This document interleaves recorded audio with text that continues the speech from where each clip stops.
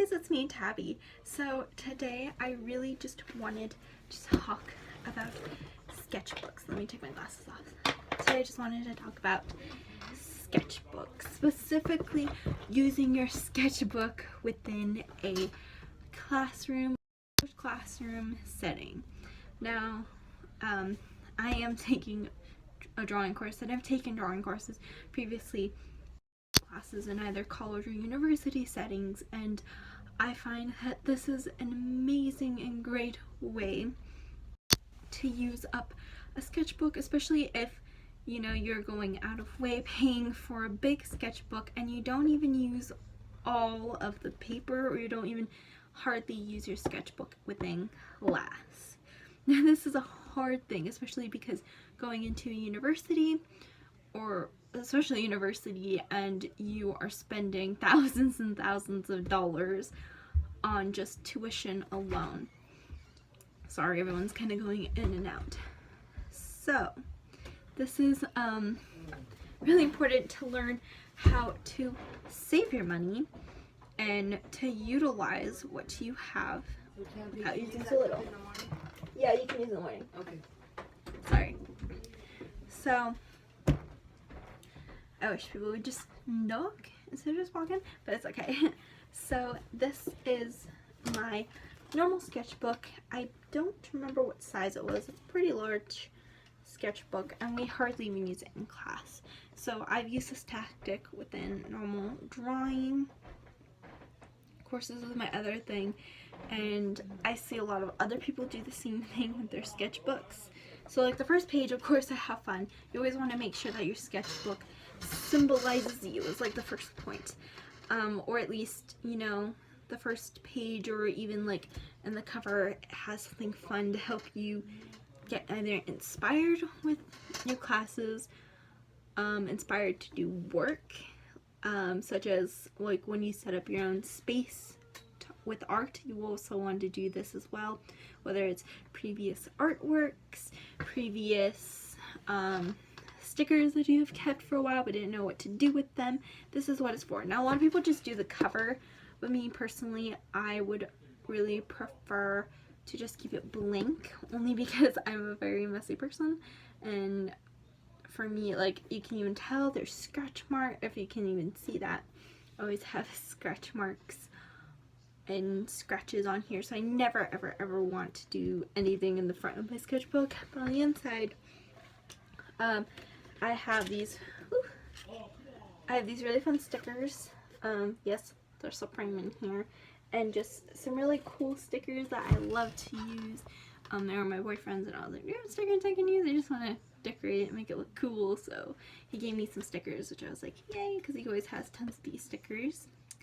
So yeah, so you always want to make sure the first part of your book, or even like the outside or whatever, is something that you want, something fun, something inspirational that's going to allow you as an artist to feel like inspired.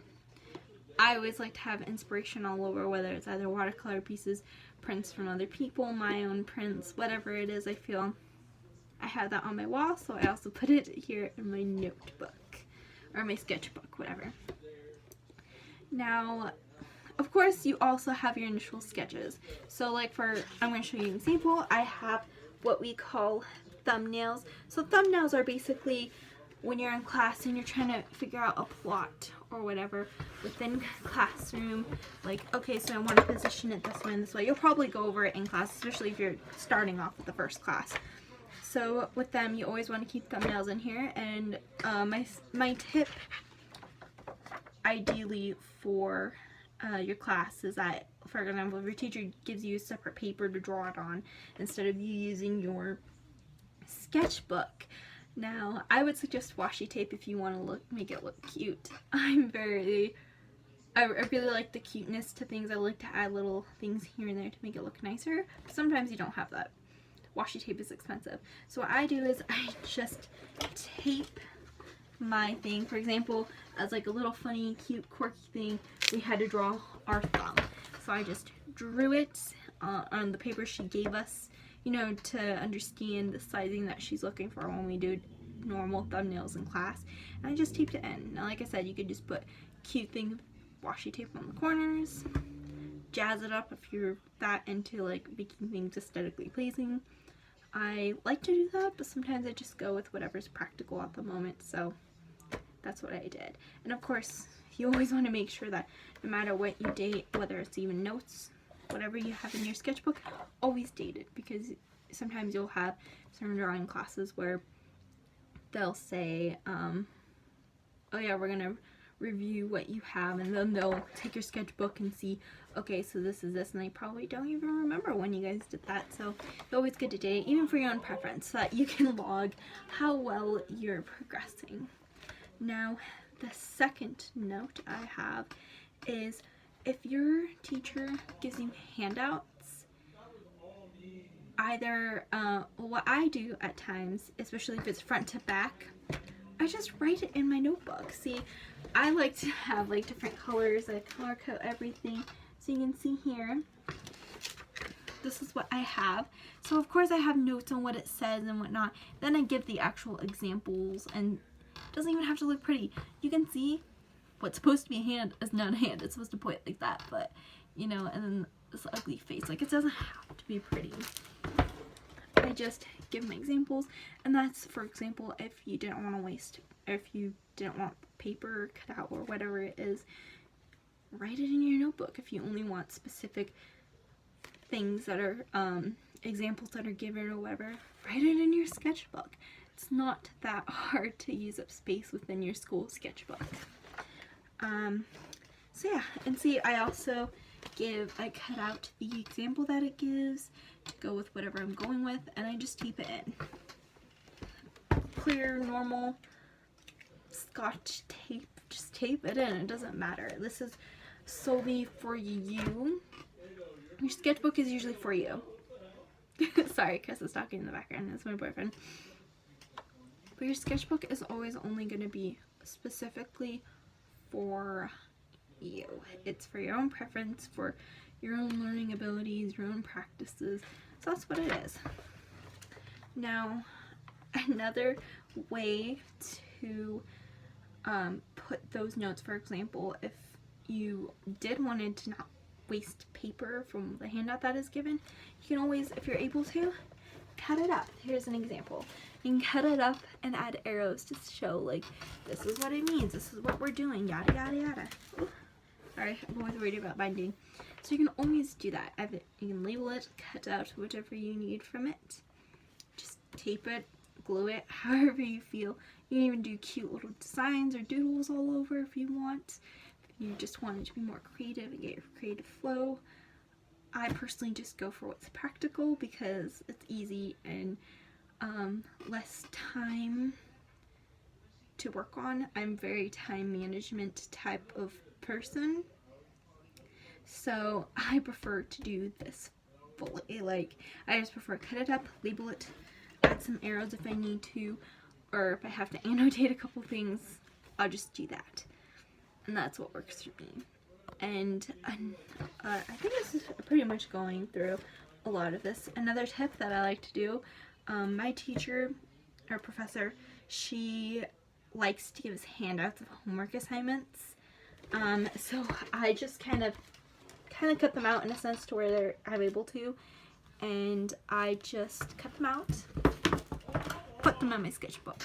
I don't use my sketchbook in my drawing classes. We work on 18 by 24 either drawing paper or sketching paper depending on what the assignment is. Usually I prefer to do drawing paper because it's a thicker paper, and in class when we're doing something like practicing contour lines or practicing gesture drawings, she'll even tell us, like, okay, use your sketch paper, because sketch paper is not as expensive. Sometimes it depends on where you get it from or whatnot.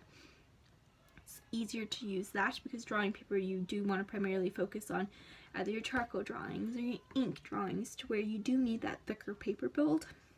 So I would say that you should use that, or like a cheaper type of paper specifically for what you're using in class.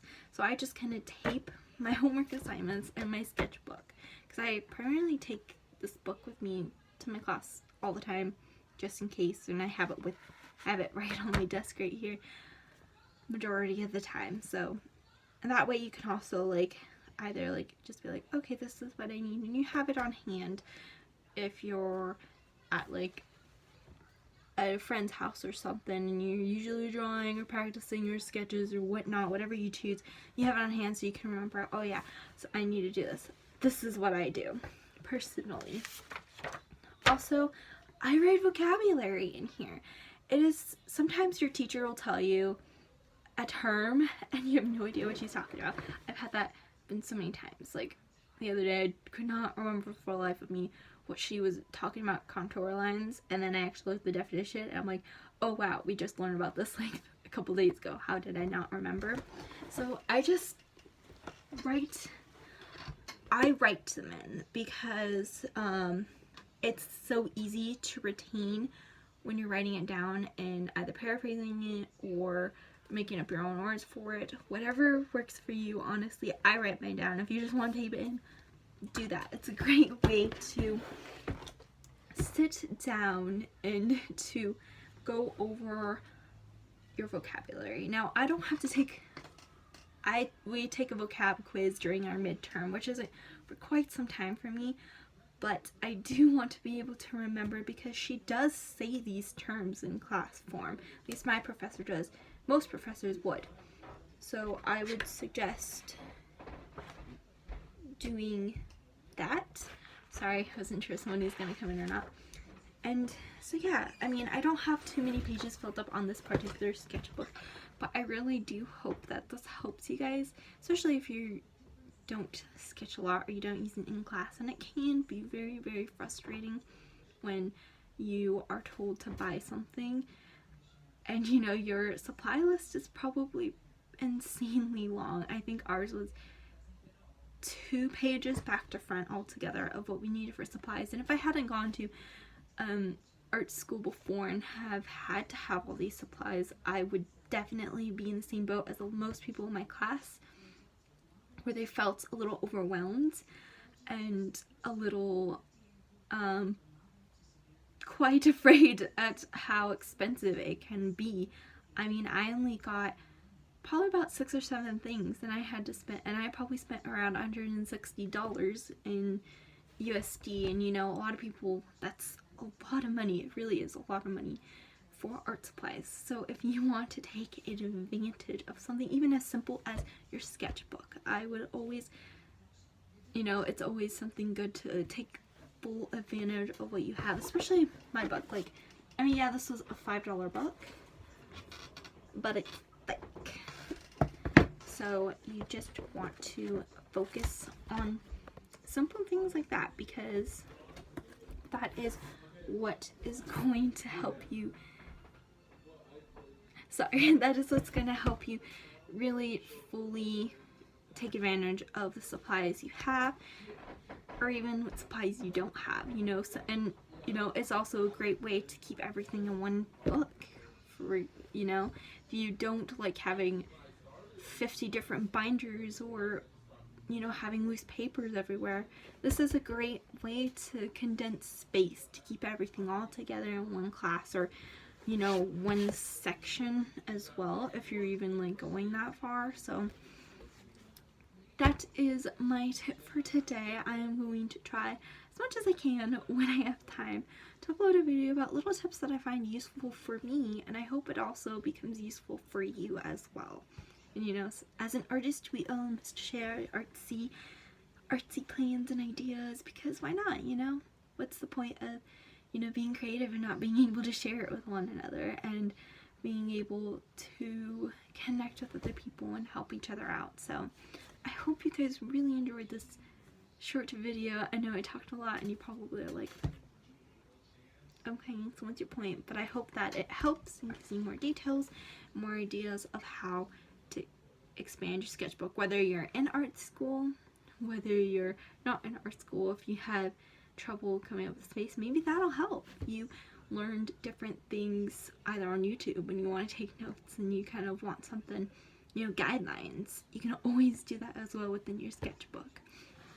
So thank you for watching it. Y'all are amazing. I shall see you soon at the next video. Bye!